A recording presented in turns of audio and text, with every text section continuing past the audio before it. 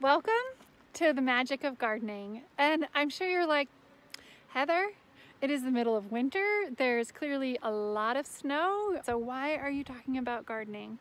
Well, it's the middle of winter and I really just want to talk about gardening. And I am going to be creating these videos on seed to harvest for a lot of the different really common vegetables that people grow in a garden. So tomatoes and peppers, squash, cucumbers, onions, lots of different herbs, potatoes. It's like one of the most magical things there is. Watching things grow, it definitely takes a lot of sweat and the right kind of materials, but when you see the seedlings start, that's magic. When you transplant the plants in the ground and hopefully they take and they flourish, that's such magic. Just stepping back and watching the green, lush parts of your garden grow, that's total magic. It also takes work. My purpose is to show you the process, and most of the seeds that we'll be starting are going to be winter sown. I'm going to take you inside, but first I want to show you, see those bumps?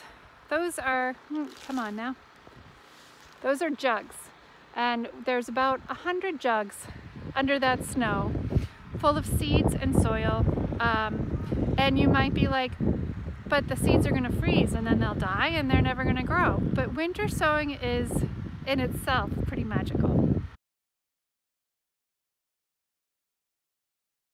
First of all, you need a jug. Anything that you can see through, it cannot be opaque because then the sunlight can't get through, that you can put holes in the bottom and on the sides and cut on 3 sides.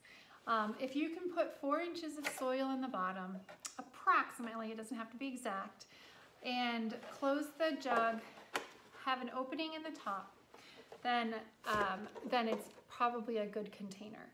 The smaller the container, the quicker it's going to dry out. So if you want to use, say, cups that are clear that you got from a fast food place, like a Dunkin' Donuts large iced coffee has a nice big sized cup, just know that you're going to have a hard time keeping it wet as soon as the weather warms up in the spring.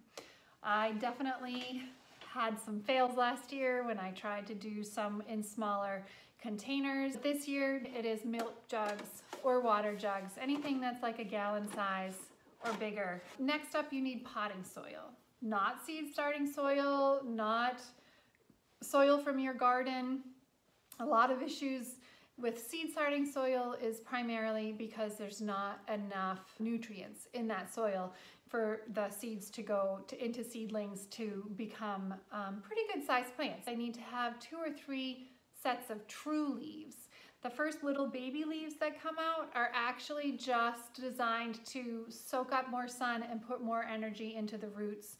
My mom told me what the right way to say it was because she remembers. My mom is 70, I'm going to be 50, plus 3 is 80. She's 80 years old, and she still remembers her biology class in high school. She liked her teacher so much that she still remembers the right way to pronounce those little baby leaves, which is cotyledon, C-O-T-Y-L-E-D-O-N. I'm not sure how you pronounce it. She told me cotyledon. But those leaves are just not, those are just the starting leaves and not true leaves. So you actually need to wait until you have 2 or 3 sets of true leaves before your plant is ready to transplant into the garden. The more you invest initially in the potting soil, the better your chances are of having success in having healthy plants. I tend to fit about 25 jugs out of one 2 cubic foot bag of soil. That costs me around $25 to $27 per bag of potting soil, which equals to be about $1 a jug. So duct tape tends to work the best. It has the best seal. You could get Gorilla Tape, but it's so thick that sometimes it's really hard to get it to seal. Like when I cut my jugs, right in here, I need to be able to get the seal nice and tight. And if I have really thick tape, it's really hard to do that. To get the greenhouse effect, you want to make sure that there's no big gaps because all of the air will evaporate around these. The top is really important to leave open. This gap is the only gap that you want. This gap gives air circulation. It allows rain and snow to go in and keep the soil nice and moist. Make sure you have the drainage holes because it needs to come out the bottom. Cutting tools, there's a lot of different ways you can cut a jug. I did discover that this little guy, my trusty Swiss Army knife with the small blade, this is the smaller blade. I'm sure if I could show you. Here's the big blade. I found that to be too big and unwieldy, but this small blade right here is awesome. It is 3/4 of an inch and it pokes perfect holes. So that's cutting. Cutting is I definitely recommend the Swiss Army knife. What else do you need? You need a work table. My work table is probably 4.5 or 5 feet long and probably 2.5 feet wide. This works for me. I can set out about 10 to 12 jugs across my table, get them all filled with soil. Just for efficiency's sake, it's way easier to do multiple jugs at once.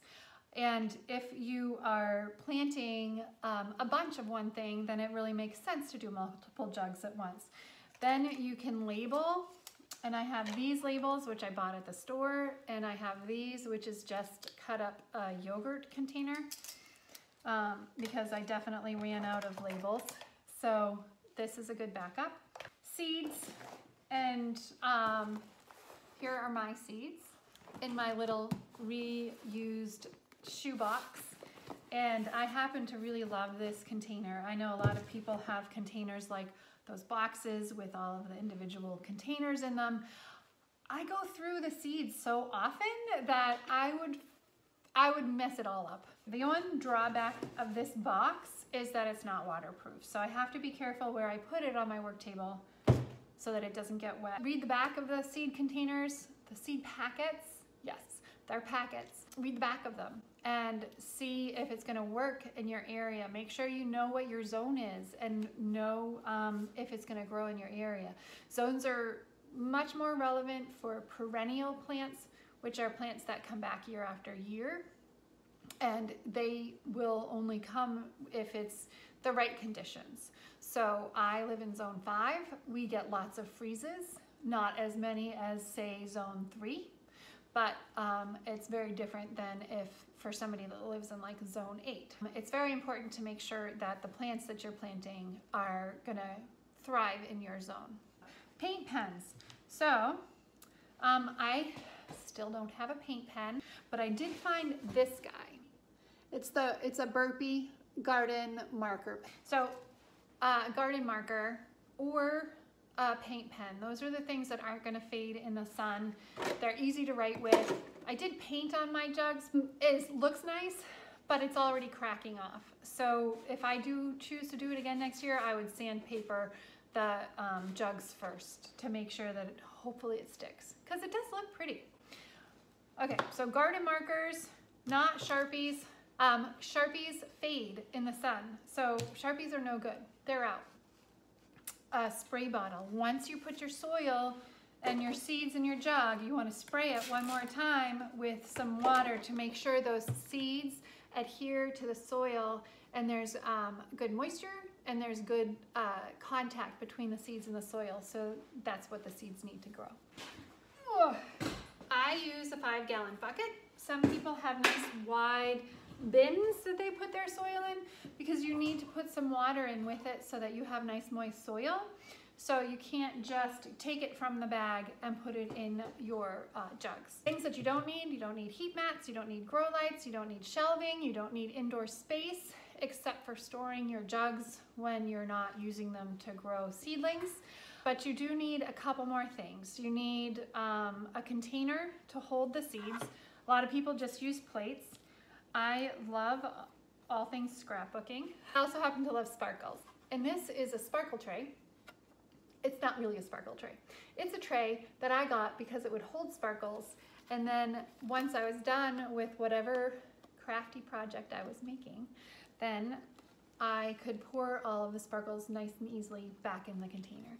So it works great for small seeds as well. Look at this, it's been sitting right in front of me the whole time. On my work table, because I tend to be generous with the water, I have this tray to work with my jug so that I don't end up soaking myself. We are going to fill our prepared jug with some soil. Make sure you've got plenty of holes for drainage on the bottom, no cap on the top. And I'm going to put some very wet Happy Frog soil into the jug. Fill it up to about 4 inches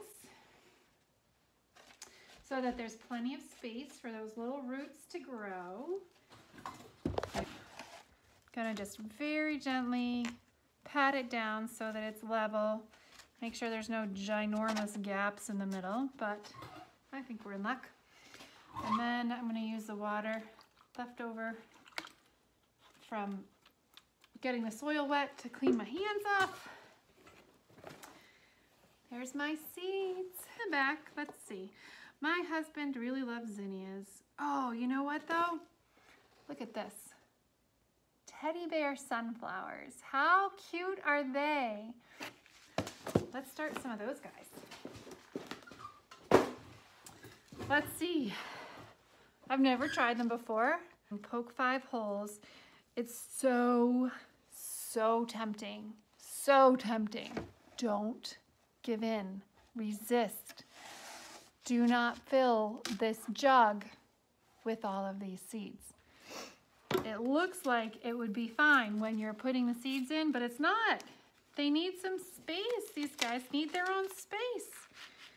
They need to grow and not be too crowded so they can be friends without being too frustrated with each other. Little guys, I did one there, so I'm gonna put one here, and one here, and one these I got this year. I just bought them the other day.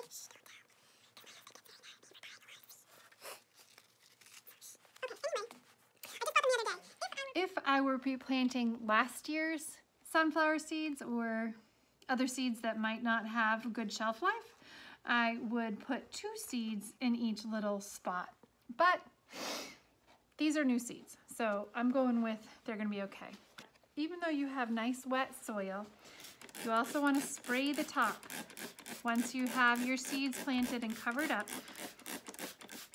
just make sure that they're nice and well watered, and that once spring hits, the greenhouse effect is going to be awesome. And all these little seedlings are gonna come up and be like, hello, sun. Gotta put the label on the inside. So there's not a lot of space on this label. Teddy bear sunflower. I'm just gonna write the name. The winter sowed 3/1/23, and I will put H F for Happy Frog soil. So, it's so cold out. Okay, so this label goes on the inside. And then we want to use duct tape. Duct tape will hold up in all sorts of leather, and you can wrap it around the jug. Do one little piece of tape here, and then wrap the rest of the jug in duct tape. Get rid of the soil because then it won't stick. And then it should stay closed until it's time to open the jugs in the spring for the big reveal, which is super fun. And I can't wait for that part because there's a lot of just looking down in here every day, waiting to see when your seeds become seedlings, and hoping that everything works out okay. And I can't wait. Every step is like magic. Every step of gardening is just magic. And it takes practice, just like Harry Potter had to go to school, even though he was a genius magician or whatever he was. He still had to go to school for it. So we still have lots to learn too, even if gardening is magical.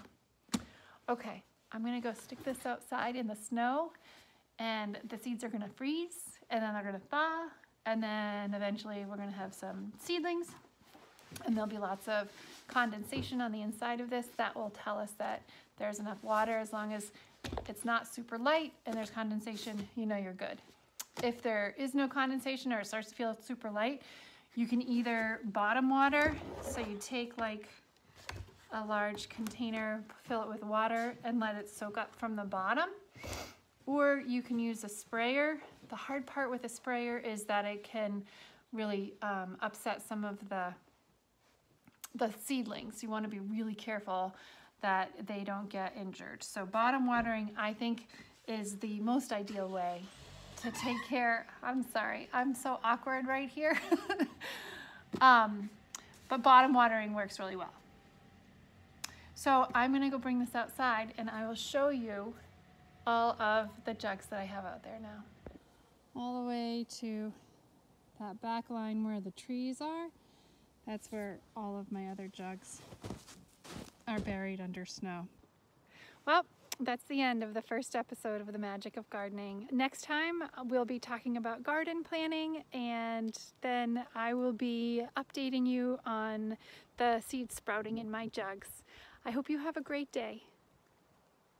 This is all just for fun.